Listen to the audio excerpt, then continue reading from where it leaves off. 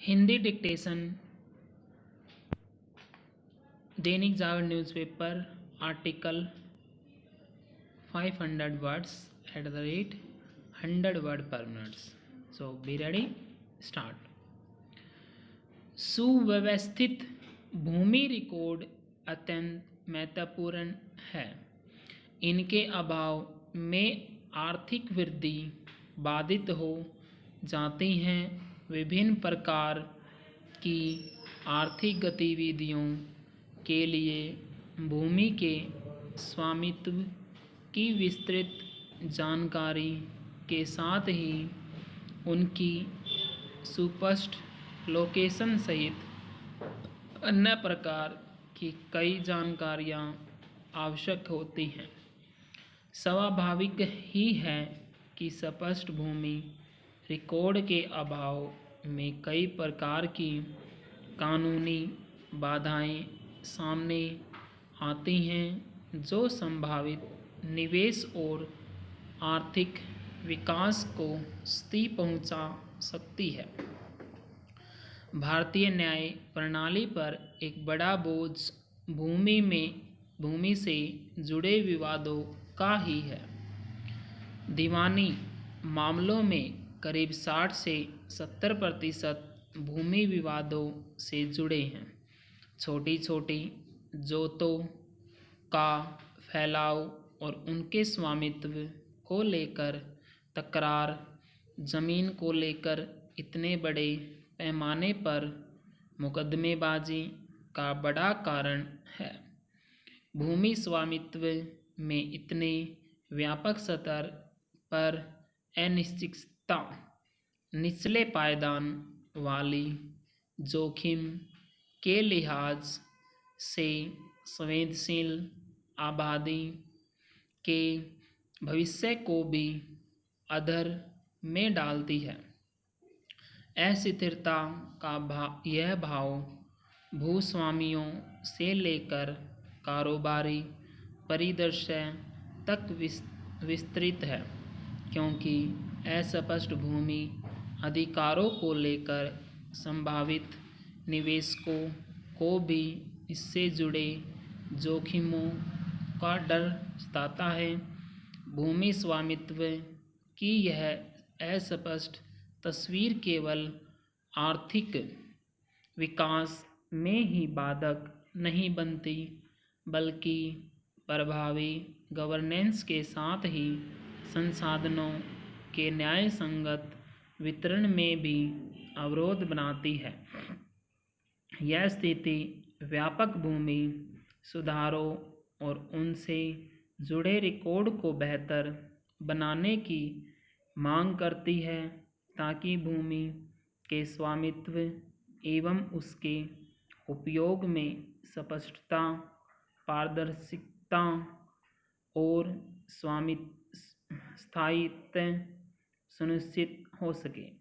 भूमि record स्पष्ट न होने से जहां बुनियादी ढांचे से जुड़ी परियोजनाएं लटक जाती हैं, वहीं उद्योगों और शहरीकरण के विस्तार की राह भी बाधित होती है। भूमि के स्वामित्व में स्पष्टता न होने से किसानों को भी ऋण लेने से लेकर सरकारी सहायता पाने के लिए संघर्ष करना पड़ता है। इससे कृषि में नवाचार और उत्पादकता प्रभावित होती है। सरकारी राजस्व को चप्पल लगती है, क्योंकि रिकॉर्ड में अस्पष्टता से संभव है कि संपत्ति कर दी देनदारी के लिहाज से पंजीकृत ही न हो या फिर उसका सही मूल्यांकन न हो सका हो।